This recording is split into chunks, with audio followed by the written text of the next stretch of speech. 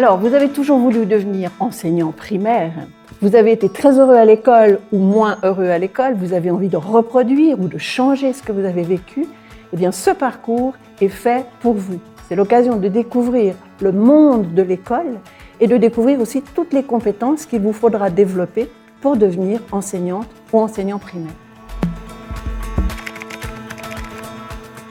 Parce qu'en Suisse, il n'y a qu'à Genève qu'on peut faire un parcours de formation à l'enseignement à l'université. Parce que 40% de votre temps de formation, ou presque 40%, vous allez le passer en stage. Donc vous allez voir réellement sur le terrain comment se passe l'enseignement et quels sont les problèmes que rencontrent les enseignants.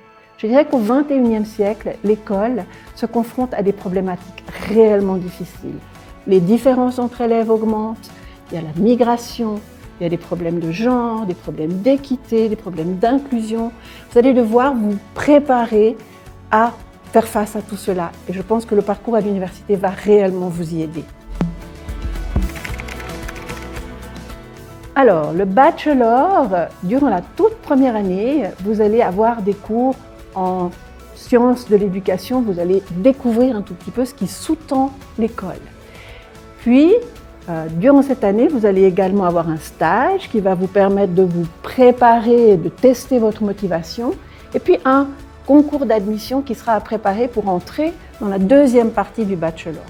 Cette deuxième partie du bachelor, elle va vous permettre d'approfondir les choses, mais ce que j'aimerais juste signaler, c'est que pour entrer et pour réussir ce concours, vous aurez besoin d'un B2 en anglais et d'un B2 en allemand, parmi d'autres épreuves de français, etc. Mais ça, c'est extrêmement important. La première chose, aimer travailler avec les élèves, aimer transmettre des savoirs, sans quoi je crois que ce n'est pas vraiment un bon profil pour vous, ou un bon parcours. Deuxième chose, c'est la communication, c'est la collaboration, c'est le travail en équipe. Puis il faudra travailler aussi avec les parents, et ça c'est aussi une chose importante. Puis dernière chose, quelques petites qualités personnelles que je pourrais vous suggérer, la curiosité, aimer apprendre, aimer inventer, être créatif, aimer être en relation avec les autres, garder l'esprit ouvert et puis peut-être savoir faire face à l'incertitude parce qu'on ne sait jamais très bien de quoi demain ça va être fait.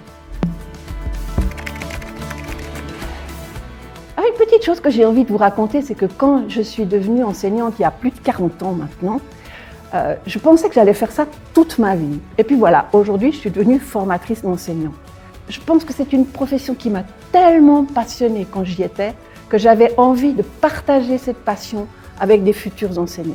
Et que tous les jours, quand je travaille avec des étudiantes et des étudiants, je me réjouis de partager avec eux et de réfléchir avec eux sur ce qu'ils vont faire quand ils seront face à leur propre classe. Alors je vous souhaite d'avoir autant de plaisir que ce que j'en ai eu durant toute ma carrière.